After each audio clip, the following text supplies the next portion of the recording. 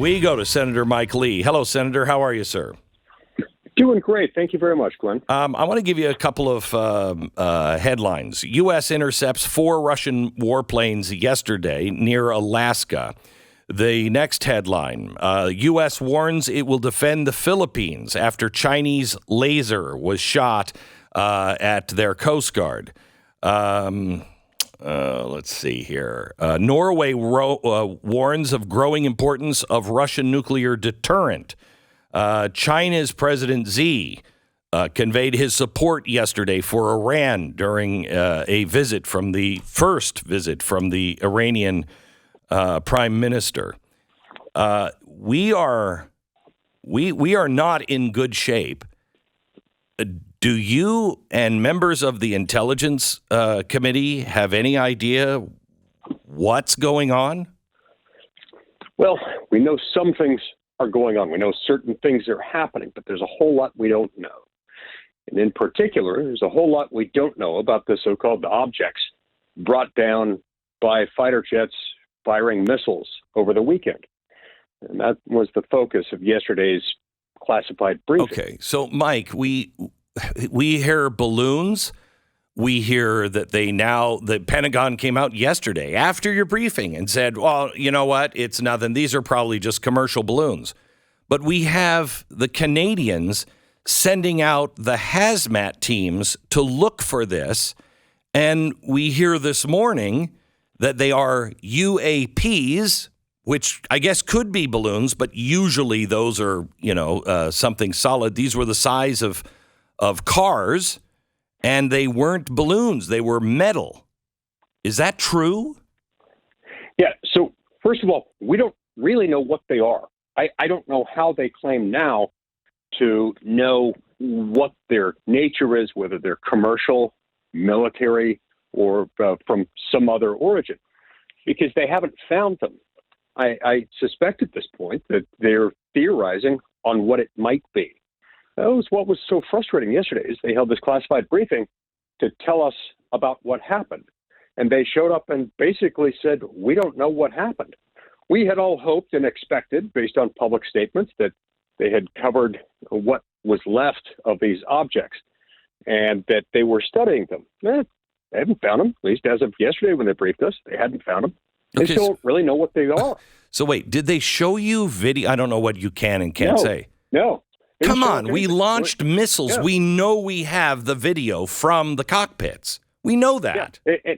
We repeatedly asked them about that. Can you show us anything by way of photographic documentation of a video footage, anything like that? They said, we've got some. It really isn't useful because the objects are so small, so far away that the resolution doesn't really do anything for us. Then why would we shoot them down? The picture. It's an excellent question. So we shot them down, not knowing what they were, just based on their altitude. We just knew that they were there. But I still can't fathom why it made sense to scramble fighter jets, shoot missiles at them, bring them down when we have no idea what they are. Okay, so they're apparently not that concerned about it, or else they'd be frantic, and they're not that. We found out last night that the United States government had been tracking that Chinese balloon for over a week. Once it was launched from China, we locked onto it and tracked it. Did they tell you that yesterday?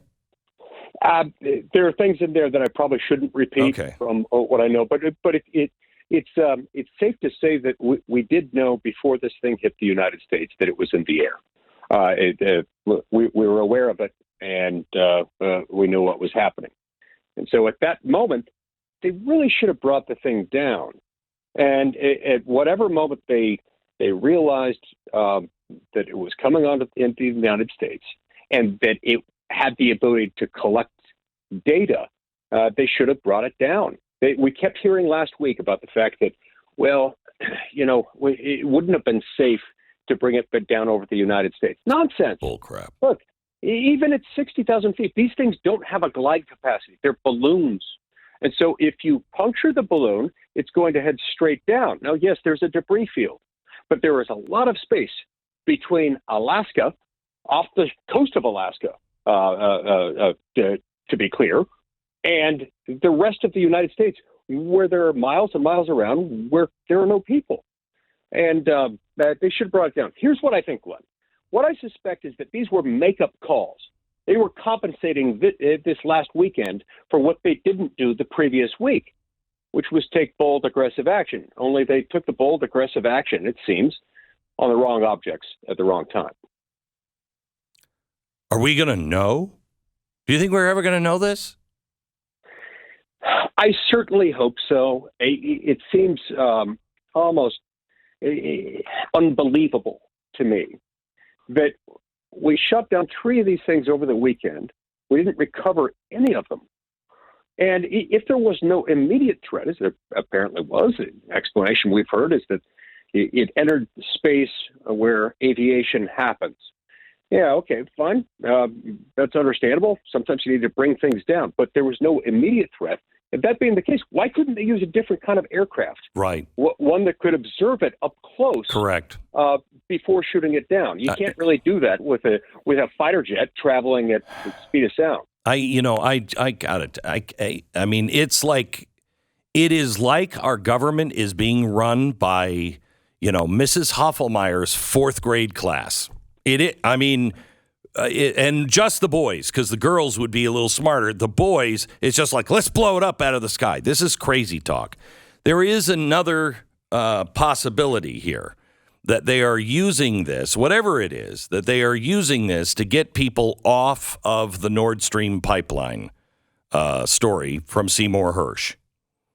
And I don't know how much you can talk about it or what you know, but Mike, I find this extraordinarily concerning because there's only a few countries that could do it. None of them really had the incentive, or they would have let us know. If it was another country, would you have gotten a briefing on that, do you think, if they would have told us? It's hard to say. We don't necessarily get those briefings just because they feel like it. Usually it's because a member is asking or because there's been national news about something and they decide they need to brief all members. I'll tell you, I haven't gotten a briefing on this. I'm trying to get one.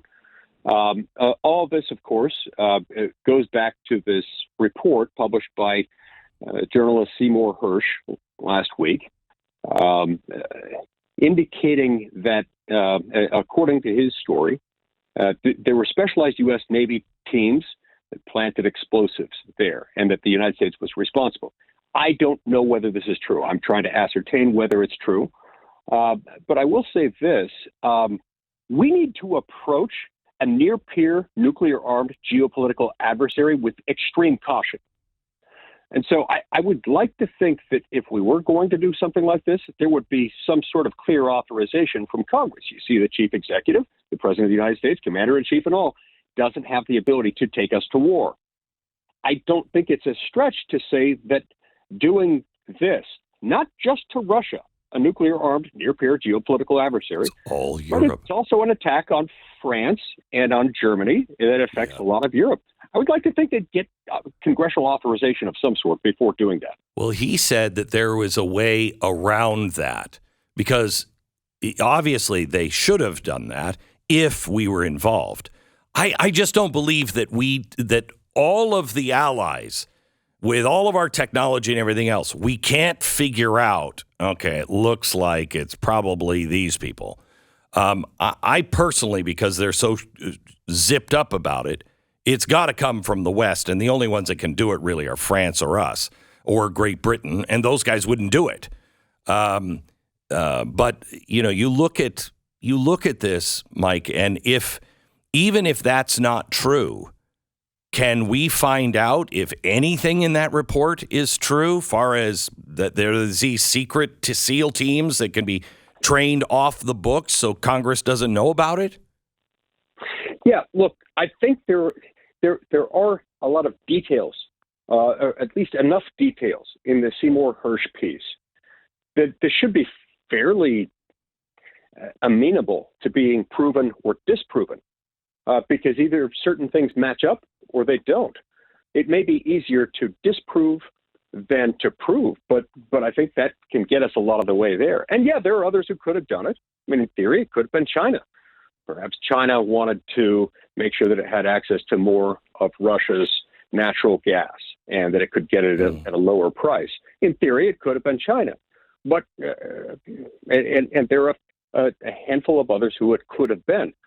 But this is worrisome to me, Glenn, for the simple reason. Look, I don't know Seymour Hersh. I'm not familiar with any of the facts alleged in his report. But there are a couple of things that worry me. Number one, on February 9th, 2022, President Biden, during a press conference, said that if Russia attacks Ukraine, there will no longer be a Nord Stream 2. The journalist who had asked him the question about what he meant was doing her job and followed up and said, "What do you mean by that? That pipeline's not under our control." And he reassured her, "Believe me, we have the means to do it, and it'll be done. It will not exist." Well, what? And so, when you couple that with the fact that in this country we have for a long time seen overreaches by the executive to the point where a lot of people just accept now that in the name of a clandestine operation, the United States can effectively wage war without an act of Congress authorizing it. That really does concern me. Not that I am certain that we did this. I'm certainly not. It's not that I can verify the Hersh article, because I can't. But it's that it really troubles me that I can't immediately rule it out. And you can't get a briefing on it. All right, hang on just a second, Mike, because when we come back, I want to ask you, do we want to know? Stu and I were talking about this morning, and we were like, the blue pill might be the one to take on this because this is impeachable, maybe worse. It's an act of war. I don't know anybody that's going to fight against Russia if they attack us because we blew up the pipeline. Europe, the world will hate us, and it means war. So I don't know. Do we want to know? And we'll come back with Mike Lee for that answer in a minute. All right, Mike Lee, do we want to know? Look, I think the American people do deserve to be in charge of their government. I agree with that. It is very much a mixed bag because, as you alluded to before the break, the answer to this question, if it turns out that the United States was responsible, has very dire consequences. And I'm not even talking yet about what happens within our government, what the consequences there might be. But does this rise to more than an impeachable offense? Quite possibly, yes. I believe it does. Because if you go to such great lengths to engage in an attack, a provocative offensive attack on a near-peer nuclear-armed geopolitical adversary, and you do so in a manner that violates our Constitution, because that's, as I see it anyway, it seems to me like an act of war. Yeah. Last I checked, war can't be just declared, just decided by a president. And right. Sure, I know clandestine operations happen. Discrete military strikes are something different than something provocative on this scale that inevitably lead to, and in fact are, war. So if we would find out that this is even a real possibility, what happens? What do we do? How do we tell our allies? How do we tell Russia? So we can kind of, before we say it, say, I'm going to tell you something, but you got to promise not to be mad. We've got to, in that case, we have to promise that you're not going to launch a nuclear strike. Right. How do we tell them this? I don't know. That's part of what makes this such a difficult thing. But one thing I do know is that ignorance is never something that's going to put us in a position of strength. No.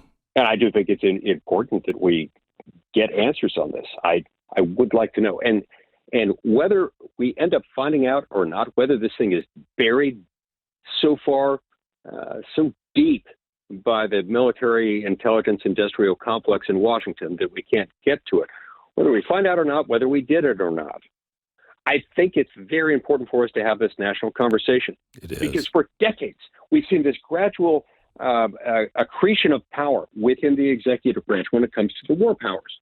And increasingly, Glenn, the way wars are fought these days, you don't typically have soldiers lined up on a battlefield in corresponding parallel columns. No, you've got stuff like this. This is war in the 21st century. And so we need to have a national conversation about the fact that today, as at the time of the founding, we need our Congress, the people's representatives, to make the decision about going to war. And clandestine operations need to be reined in to something truly discreet. This one wasn't. Mike Lee, thank you so much for everything you're doing, and we pray for you, and we'll keep you in our prayers for your safety as you continue to go down this road. Thank you. Hey, thanks, Glenn. Take care. Bye-bye. Whew. Do you want to know? It's almost as if it did happen and we don't expose it, then we get what we deserve. Yeah, I mean, of course I want to know, but there's that feeling of, of course, Russia knows. If our media is starting to know, then Russia knows too. Yeah. The question is, if it becomes public and it becomes obvious to everybody, then Russia has to respond. They have to do something for their own people, and that response, even if it is, but maybe the people can temper our response to theirs. All right. You know what I mean? Yeah. Okay, we deserve that. It's a dark road, though. It's a very dark road. Yeah. Very look, dark the blue road. pill was the right one to take. Yeah. I mean, Neo's an idiot. You just take the freaking blue pill and get along like everybody else.